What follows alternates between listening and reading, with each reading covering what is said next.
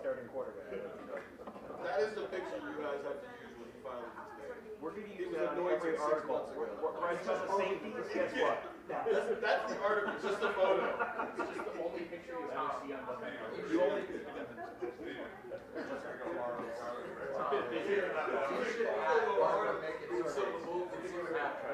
Just respond to him and see what happens. See if he's got it. Probably aggregators got one of them. Yeah, when you see it on silver bulletin and stuff.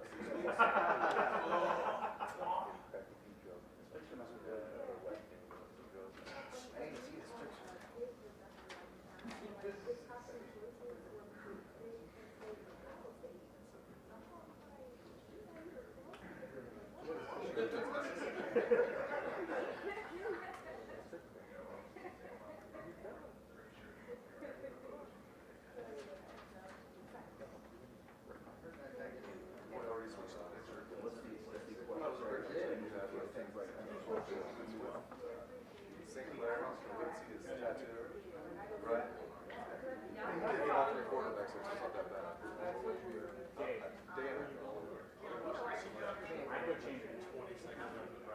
I love to do that just to see how long before he like just sees it. I understand getting off the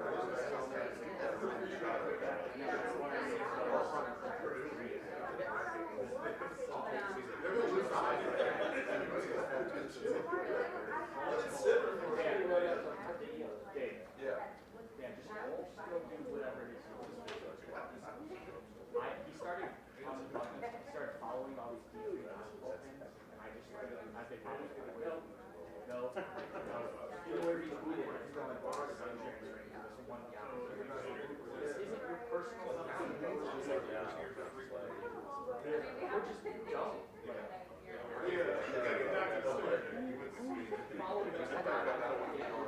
Wait a minute.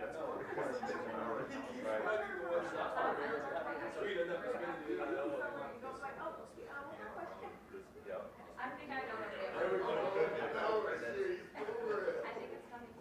No, I'm not. They won't roll that.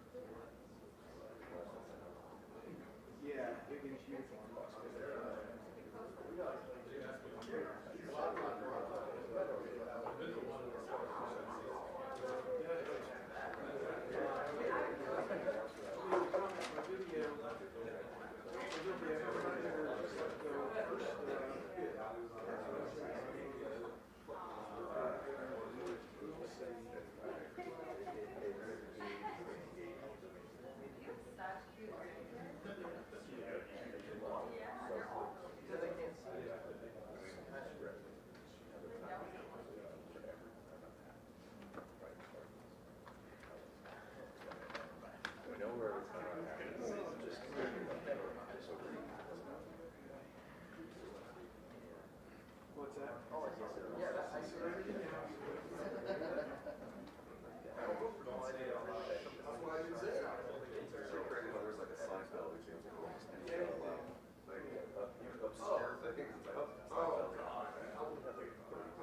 All these years later, you can call it change. So it's ridiculous.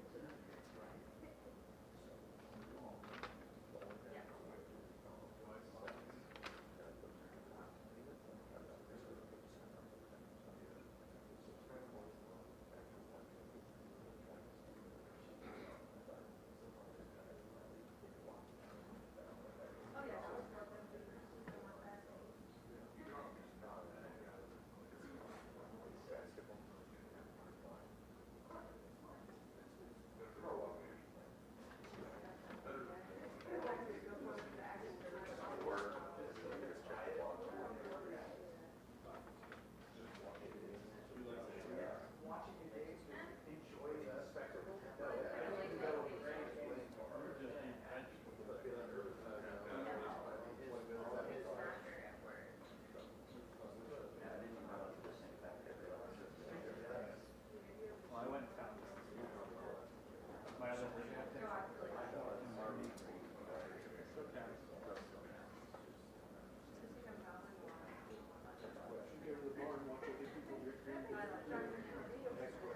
Take my computer. It's great when it's NCAA tournament is on St. Patrick's Day. 'Cause you Yeah. got people, you know, have to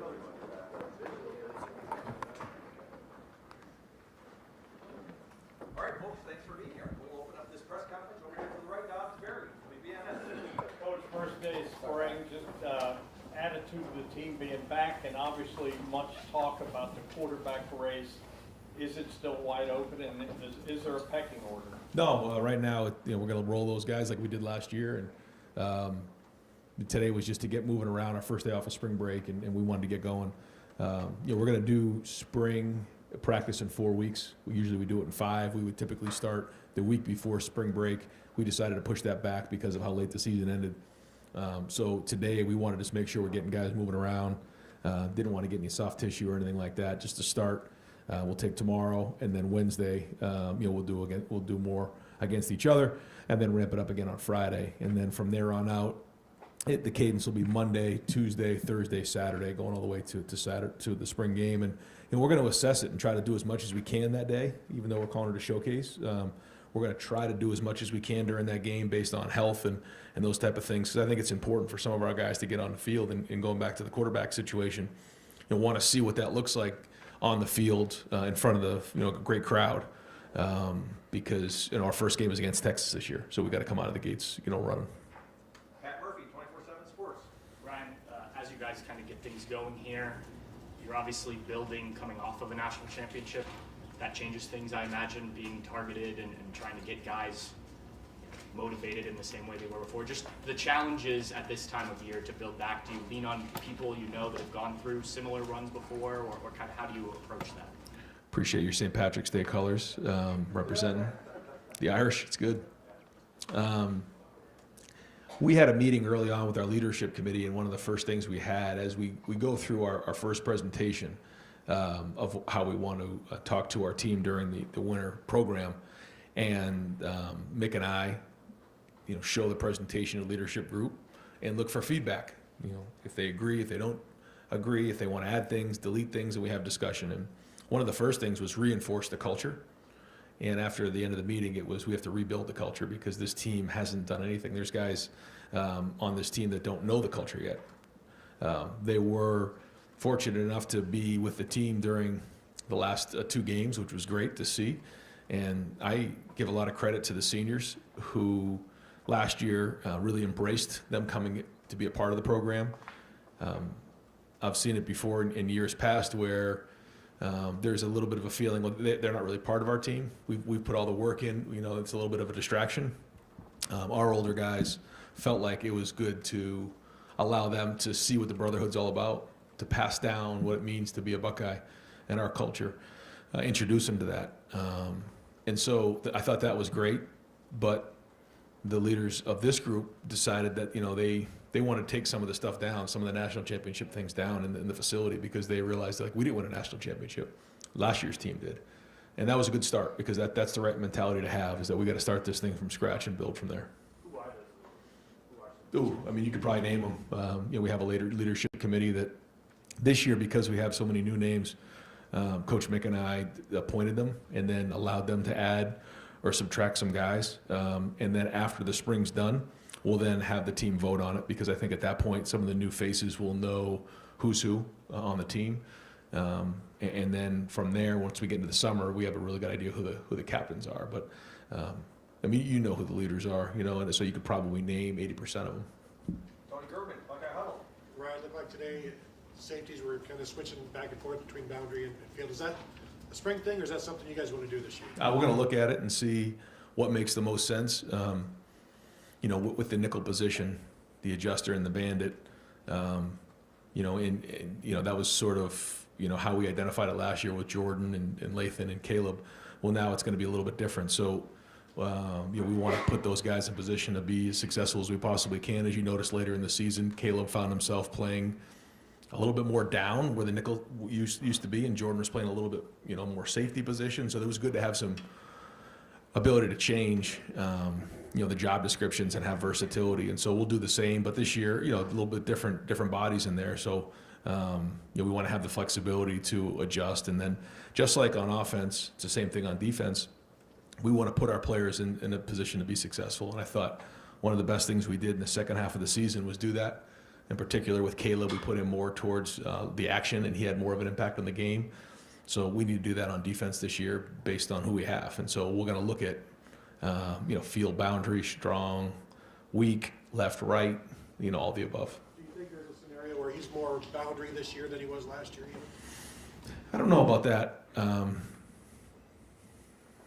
I guess there could be a situation for sure, but as you guys can imagine, we want him involved in as many places as we can, so we're going to get him there. And I guess if there's some boundary stuff, I guess, but to me, you know, he's going to be more involved with some of the other stuff, I would think. Dan Hope, Love Warriors. Ryan, you guys had Nate Ebner out there. I'm curious, how did that come together, and what kind of value does he bring? Well, he brings credibility, first off. This is a guy who was really self-made, as you know, and turned out to have a great career in the NFL and was a big part of special teams. So, you know, he can have an impact on the safety room. He can have an impact on special teams, and somebody that's now trying to make the transition from being a player to coach.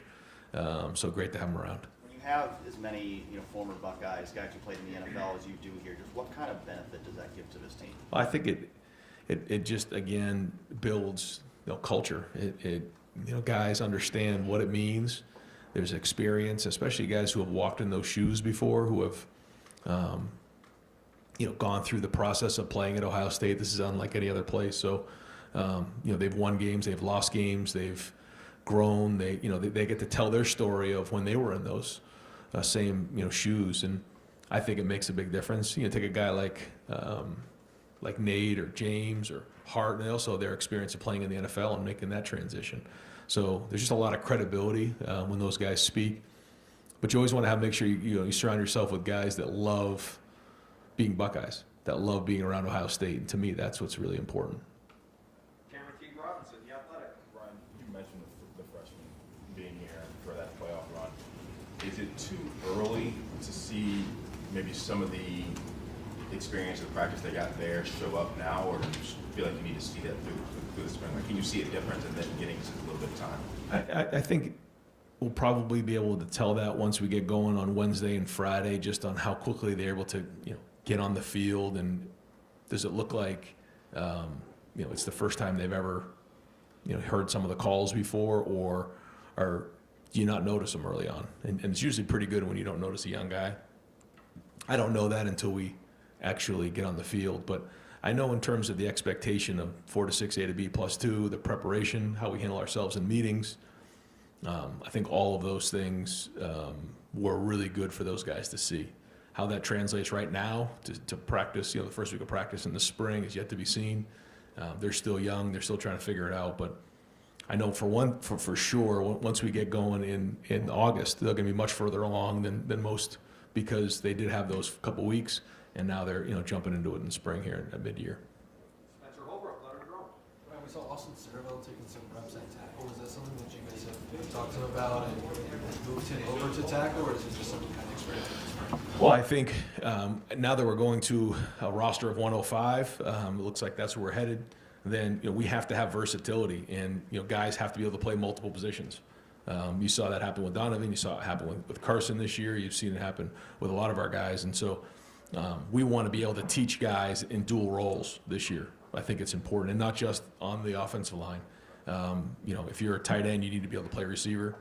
So maybe a tight end can learn protection and line up in the backfield. A receiver like Brandon Innes can line up in the backfield and take a handoff. You think about Xavier Johnson, you think about the run we've made late in the season. Guys have had to move and play multiple positions. I think you find that sometimes in the NFL. The difference here is that we're not going to be able to sign people off of waivers. At 105, that's tough because when you look at the NFL, people are going to say, well, they have a 56-man roster, but the truth is when they bring guys in and send guys onto waivers. Most teams are in the north of 115, 120 of guys in the building and out of the building. Well, if you only have 105 guys to work with, and some of those guys are young freshmen, then you have to have versatility in all those positions. So that's an example of a position that we're making sure guys play multiple positions. And we've seen Austin play guard. We want him to play some tackle. We want Luke to play guard. We want him to play some center. We want Tegra to be able to move around. It'll give us more versatility, especially late in the season.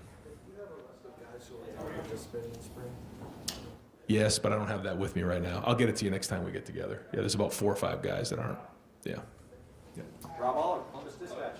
Ryan, you've said it before many times. This is a place where expectations are high. You win it all, you're expected to win it again, right? But this is a kind of unique for you in that what do you do now after you've won it? And you kind of spoke to it when you answered Pat's question. But in the leadership role, what are you doing differently? Are you a little tougher on them? Do you have a leadership book you guys are reading? I mean, what's different? Actually, yeah, we are going to do that. Well, the guys don't know that yet, so I'm not going to get into it. But I do actually have a book that I've picked out that I think is good. And I'm not going to, until I hand it to the guys, I won't say it, but it'll be probably over the next couple of weeks. It's funny you say that because we haven't really done that before. But I think it's important, and I think it's a good project for our guys. But the guys have to step up, and I think that's one of the things that I know you've heard me talk about it a lot. But what we do in our off season and what Mick does, in the weight room, it's our backbone because he's constantly placing guys in situations to be leaders. And in order to be a leader, it's one thing to do your job. You have to bring people with you. And how do you bring people with you? You build trust, and then you inspire and motivate them to bring with you. But your voice has to be heard. And so where do you do that? You got to get on the field. You got to, Coach Mick's got to do it in the weight room where, you get up in front of all these men and you speak and you motivate them. And the first few times it's a little clunky, just like being a coach, you get in front of a group of people. But the more you do it, the more you have courage to get up in front of your teammates and your peers and drive them, then that's what leadership's about.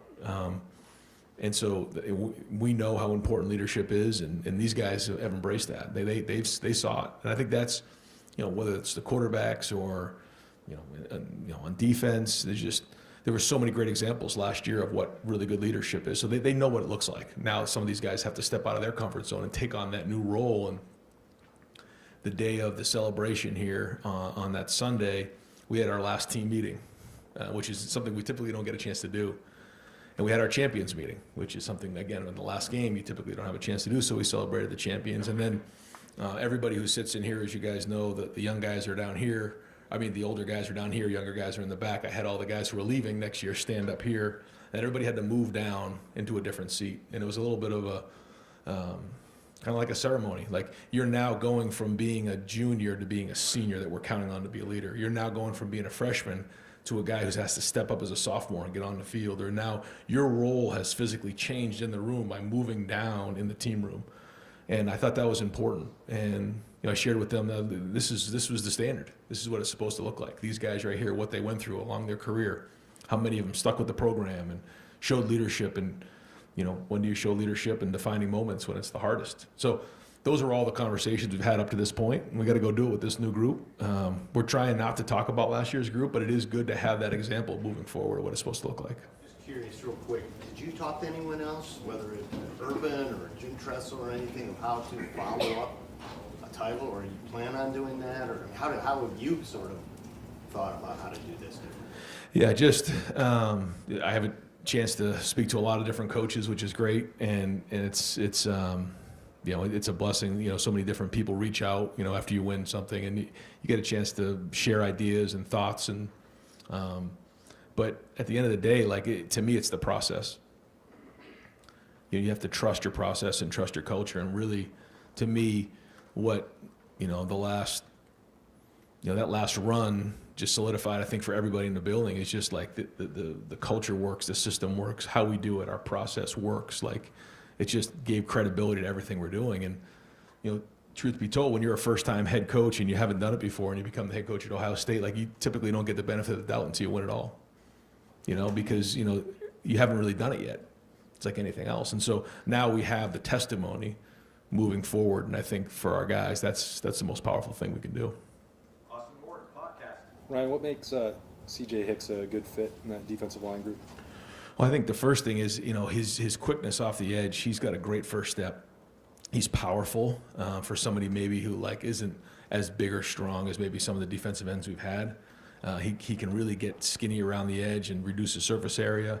Has a good knack for rushing the passer, and so we messed around a little bit with it last year, but now we're going to it more full time. Stephen Means, Cleveland.com. No one was expecting you to come in here and name a starting quarterback today, obviously. But you typically put on a timeline for when those quarterbacks have been named. Maybe some of that is when you feel comfortable doing it versus when they actually go out there and win the job and do all the stuff you're talking about here. Does that competition have to be close? Does it have to always go in the fall camp? Or is there ever a scenario where you could get to the end of spring and realistically feel like you have your guy and you publicly name him? Yeah, I do. I think so. I can't tell you that I've felt that since I've been here. I think there's been leaders in the clubhouse, and we've told guys that, when it was between Dwayne and Joe, it was close, but Dwayne did have the upper hand, and we let both of those guys know that. And I think we're pretty transparent when it comes to it. But there's also, a lot of football to be played in August, and so, I think back on where guys are at in the spring, and then where they come, and even think about where Will was at this time last year and where he got to by the end of the season, or even where he got to by August. That was a huge jump. So we try not to make hasty decisions. We try to make sure we're thorough, but if somebody's that much further ahead, then someone's that much further ahead. What is the difference between, essentially, like you said, you've had leaders in the clubhouse before, but not to the point that they got to the finish line.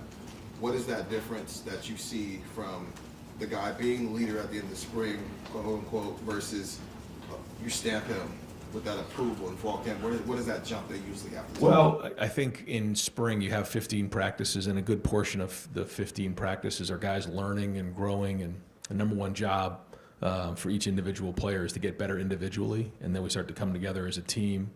And so, we will have some team opportunities in the spring, but a lot of it is individually getting better. It's 7-on-7, it's teamwork, it's more segmented.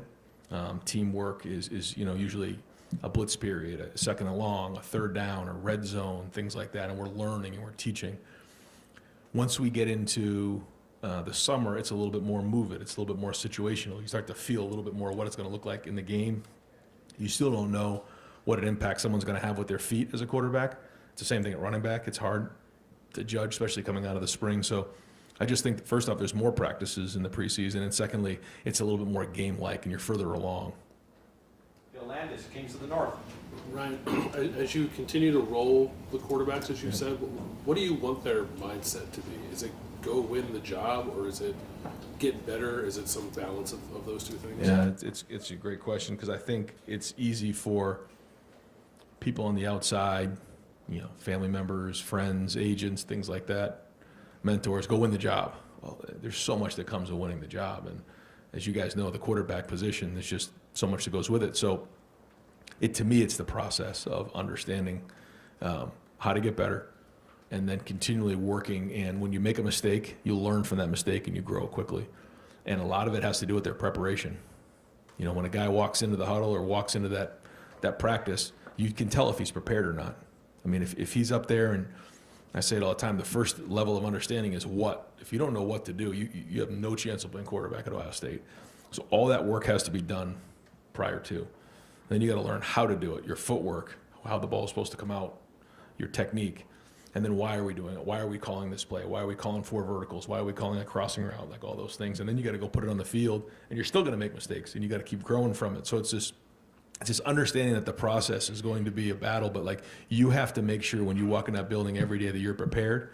You also have to throw it out there and make sure that you understand you're going to fail, but that you have to learn quickly. And if you're continually making the same mistakes over and over again, it's going to take longer to get to where you want to be and win the job.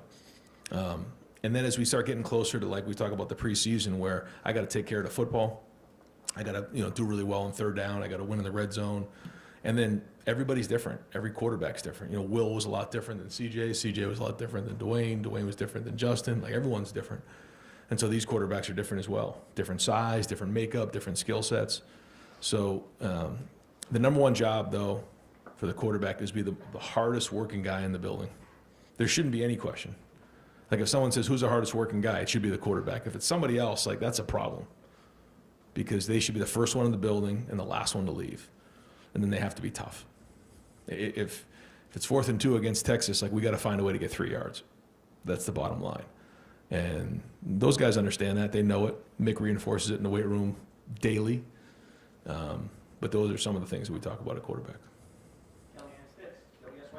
Ryan, I know it's super early first day of spring practice, but what were just your initial thoughts of the quarterbacks, whether it's the communication, stepping up, or just how they attack the day? Yeah, I mean, I'm never happy coming out of the first day. So, and it's funny, I actually had a chance to go and visit some different schools with my son, and I didn't watch any practices. I just kind of took myself out of those situations and let my son do it. But after talking to the coaches, like after day 2 or day 3, I'm like, sure you feel like you're not going to win a game, right? Is that typically how it goes the first 2 or 3 days of practice? Like, thank God you told me that, because I just literally walked off the field thinking we will not win a game all season. So the first few days of spring practice are always brutal when it comes to that, especially with quarterbacks, because that's what I'm always watching. But no, it wasn't that bad. It was good. It was just mostly on air today. We just wanted to get guys moving. We didn't do a lot of what we call variable work where we're going against somebody else. It was mostly just, kind of get moving, just teach the young guys how to go, and then we'll get going on Wednesday on decision making. But they're all talented. The ball comes out of their hand well. They're all good athletes. So a lot to be determined. Dylan Davis, Delaware Gazette. This time last year, we were all enamored with JJ and just how physically opposing he was. As you look at this freshman class now, are there guys that stick out to you and say, like, he's physically ready to play now if he can just get the offense, the defense down, those kind of things? Yeah. I'm impressed with the way these guys have worked. I'm impressed with the way they look. I mean, there's probably not a guy in that class where I'm like physically that, they can't have an impact as a freshman. Yeah, I've been impressed, and they're coming in with that mentality too. It'd be hard for me to just point one guy out, but yeah, I mean, at all positions. Sanchez seems like he has the frame like a prototype corner. Obviously, again, he has to get the mental part of it down. Is that a guy? I know corners kind of that a wall game. There's a lot of talent there. Is that a guy that maybe you can see cracking too deep? Yeah. If guys deserve to play, we're going to play them. And you saw us even roll the offensive lineman at the end of the year because we felt like those guys deserved to play and they needed to play. It'll be the same thing there. And if that means moving guys, around, we played with like 3 safeties last year. And then how do you see Lorenzo? Is he more of a safety? Is he more of a corner? So is that more of a 3-corner look? I think that's all great conversation that's going on right now in the defensive staff room. And then, it's just like on offense, if you have like 4 really good receivers, you might find yourself in, more wide receiver sets. We have more tight ends this year. So so those are all the conversations, things that need to be worked out. Not right now, but it's their job to do everything they possibly can to say, hey, I need to play. And I think we got some great candidates for that. How jarring was it for you to walk out there and not see Jack, JT, Cody, all those guys that you've gotten so used to seeing? Was it jar? I mean, what was it like just to not see those guys? Yeah, it's every year that happens though. That you think about, and that's the great thing about being at Ohio State is, you know, we get such great impact players, and you know, once spring starts, you know, you have to, all right, restart and look at it differently. But it started with mat drills. You know, we've had 2 really good mat drills, and in those mat drills, we didn't have some of those same guys out there, but that's part of the process, and it's a great opportunity for guys to step up. And now we're on to the next year now, and doesn't mean it's going to be easy, but it's a different group of guys, and you know, all these guys are going to have to step up in a big way. So just getting started, but it is a transition for sure. And the running backs, obviously, those guys are gone, Trey and Quinchon. How do you see that evolving? Do you expect to have the committee approach like you had last year, at least a tandem? Well, you know, for James has obviously been here and he knows it, so he's going to have to step up. And it's not easy to figure out what running backs can do in the spring because we're not tackling them. But he knows what it looks like. He knows the offense. CJ has played more, but doesn't really know what we do here. And obviously, when you come to Ohio State, there's a transition. It was a transition for Quinchon. So I'm excited to see how that looks. He did a nice job in the first couple of weeks, as you know, he actually was a scout team back. He played Jeremiah Love and some of the guys we had, the guys at Texas, and did a good job with that. I thought he ran hard. But then it's going to be interesting to see these young guys, Bo Jackson, Isaiah, you know, we'll have Turbo coming in, Sam. You know, so we need these guys, like you said, to provide some depth and support there and step up. So to say that, you know, it's solidified, we know what's going on in that room is not the case, but we do have some really good options there, and excited to see where these guys go. And sometimes when I think it's a great example of the offensive line. Like you take Luke Montgomery, for example. Like here's somebody that really didn't play the majority of the season. When he finally had the opportunity, he stepped up and everything changed in his world. I think it's the same thing for the running backs. Like James is a great example. You know, James ran pretty hard in some of the games early on in the season, but when Quinchon and Travion were in there and he wasn't getting, you know, the carries, you know, you kind of go about the business of, all right, this is my role, and you embrace the role. Now your role has changed. Now he's going to have to step up, and he seems to be having a great offseason. How important of a get was Ethan Onionwa in the portal? I've heard some draft analysts say he could have been a second-round pick if he left Rice and went pro. He could have been a second-round pick this year. Just how big of a get was that for you guys? Well, when you lose 2 guys to the portal, 2 tackles, that certainly affected the room. So, yeah, I think it was important for both those guys to come in. You know, we needed that for the depth of the room and, you know, and just for the room in general. But, you know, it's been exciting to see those guys work. I'm excited to see what it looks like with the pads on. You know, Big E's already changed his body a little bit, so that's been good, and he's embraced the culture. Phillips the same way. So, you know, he's an Ohio guy too, so he knows Ohio State well. And the guys seem to embrace them. You know, and it's important to have the right fit. I keep saying that over and over again, and I think that we did that again this year. You know, with the guys that we brought in, they were the right fit culture-wise. They came in, understood that this is Ohio State, worked, earned the respect of the guys around them, and that was important with guys like Will and Quinchon last year. You know, Caleb and Seth. Well, it's the same thing with these guys coming in, Max Clare and you know, Ethan and Phillip and these guys. So important to make sure we continue to do that. When we add pieces in, they fit the culture. So I thought it was a really big get for us. First day of spring, but do you envision Ethan as a left tackle, and do you want to keep him at around, I think he's listed at 357 pounds. Do you like that? Or? No, we like it a little lighter than that. Okay. That's a little heavy. Yeah, we got to cut that down just a little bit. But the good thing is he can carry weight. And so now if we cut him down, we're just going to see more and more athleticism and bend. So that's good. He's going to start out at left, and then we'll go from there. But again, the more flexibility we can have with these guys, the better for the room. Because, you know, you typically think, all right, we have 5, who's the 6th? And then what does the 6th do? Well, he plays tackle or he plays center. Well, that really pigeonholes you, because now if you lose a guard, now you're going to, like, quote unquote, your 7th guy. But if you have swing guys, now you're playing your best 7 or your best 8. You don't get yourself jammed up. So I think that's something that we have to do moving forward, is guys have to have almost a primary and a secondary position. Adam King, WBNS. It's only been a couple weeks with Matt Patricia, but he seemed to be fitting out there with the guys pretty well. How involved are you right now, knowing that it's a new system, getting your head in the meetings, or do you just kind of let him take the reins here? No, it's everybody involved. It's the whole defensive staff. It's myself, but Matt's done a great job of building relationships early on here. He's excited to get going. It's just a start. We're just getting moving. But I think there's just a lot of things that he's going to bring to that room that's great. There's a lot of things that we've already done that's going to stay in place. So it's good. Again, just getting started. Like literally just taught a couple defenses today and get them lined up, get them moving around, and we'll keep moving from there and keep building on the packages. When you have someone that's so, just football minded, do you like that, especially coming from the NFL background with him? Yeah, you love being around smart guys, and he's smart. I mean, he's played a lot of football, or coached a lot of football, and coached some really good players. So has a lot of credibility when he speaks, and I think it's great for him just be around the culture, see how we do things, and he's jumped in with 2 feet and embraced it. Again, it's the same thing as when you bring in a transfer, when you bring in a coach. It's the same type of thing. Do you have the right fit? And I think it takes a certain guy to be able to walk into a room with 4 other coaches like James and Larry and Tim and Matt, and be able to embrace what's already been here. We just won a national championship, but then also look to enhance. And so we'll see. We're just getting started, but certainly so far it's been very positive. Jeremy Birmingham, podcast. Ryan, obviously, as you said, you lose big players every year, key players every year, but losing as many as you did, and not just on the field, but the roles they all carry, Jack, Cody, Emeka, different types of leaders. How does that change what you have to do and be for this group over these next 4 weeks? Yeah, no, there's no question. Like you said, the number is certainly significant. And so, yeah, as coaches, we gotta do our part and make sure that we're developing.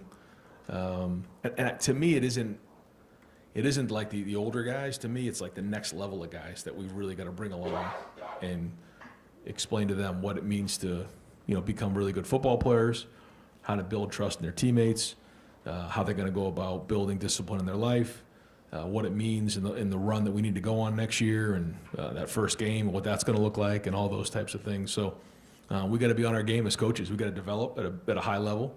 And that's the job of each individual coach. They got to make sure they're recruiting at a high level and bringing in the right guys. But ultimately, each coach is responsible for their room. I say that over and over again. Like, it's your job to develop, to make sure that your room is producing at a high level, is showing great leadership, and you're recruiting the right guys. You have enough depth for late in the season. And so when each guy is doing their job, we talk about being 10 strong. We've done that for a long time. Then you got a chance to win them all. Just a couple more questions. Do you feel different as a head coach right now? I mean, obviously coming off the national championship, you seem a little bit more relaxed. I'll just go out. Yeah, I'm definitely more relaxed, Jeremy. I mean, to say I'm not is crazy. There's no question. Yeah, we're in a different place than we were a couple months ago. I mean, that's call it for what it is. But that doesn't change, like, the approach. And I think that's the thing, like, some days you wake up. I said it was kind of like when I had the opportunity to become the head coach at Ohio State. You walk down the hall and you see Woody Hayes and Tressel and Urban and Cooper and Earl Bruce, and you pinch yourself. And a month later you wake up and you're like, I'm the head coach at Ohio State. Like, man, it's the same thing with winning a national championship. Like, some days you wake up and you almost forgot you won it. Because life just moves on. It just does. And it's on to the next challenge. It's on to the next group of guys. But winning just gives you an opportunity to continue to have an impact on young people's lives. And that's why you get into coaching, period. And if you're not, then you're in it for the wrong reasons. And so that's it. And the staff, when I talk to guys and hire them and bring them in here, that should be the number one goal. Bring in young people, help them reach their dreams and goals in the game of football and in life. Winning just allows you to do that, because if you don't win them, they're going to find somebody else. That's just the truth. And I share that with the coaches all the time. But no, it's great to have a certain level of testimony and credibility to the work that we put in around here. Stefan Kreisnick, Cleveland.com. Just to follow up on some of the leadership questions, I think we all assume that Sonny's one of those guys that has a big role in that room. How much do you kind of see him growing in his own leadership form versus maybe what he learned from Cody and some of the other guys on defense last year? Like, how much does he balance being himself versus being, what he learned from those guys? Yeah, I think he's finding his voice. I hear him speak up a lot. I think I've been impressed so far with his leadership, and I think when you speak with him, you'll feel the same way. Just a stud in all areas. Man's man, works at it, takes it very seriously, speaks up when appropriate. We'll ask a tough question when he needs to. And that starts with his family, with his dad, with his brother, with his mom. That's the way he was raised. And being a Buckeye means something, obviously his lineage and his family, but also growing up in Pickerington. And then, just being here with his brother now. So he is certainly one of the biggest leaders on the team. Ryan, to follow up on some of the quarterback stuff, how does their age and experience level have any sort of effect on how you evaluate them and maybe the timeline? Because last year you had a guy in Will who had made almost 30 starts. Devin had been around for 2.5 years. It was his third spring. This is a much younger group. What sort of effect does that maybe have? Well, it's like we were just talking about. When you've done it before, you get the benefit of the doubt. When you don't, you don't. And it's the same way with being a quarterback. And Will got the benefit of the doubt because he had won a Big 12 championship. He had done it before. He had won big games at Kansas State. So we had tape of him doing it. We know that he had physically done it. So when there were some days you get off the fields, you still went back on that. When you're a young quarterback that hasn't done it, you got to prove yourself every day because you don't have a body of work to go back on. And that's just being a young quarterback until you kind of prove yourself and you make those, win those big games. That's kind of how it goes. That's life.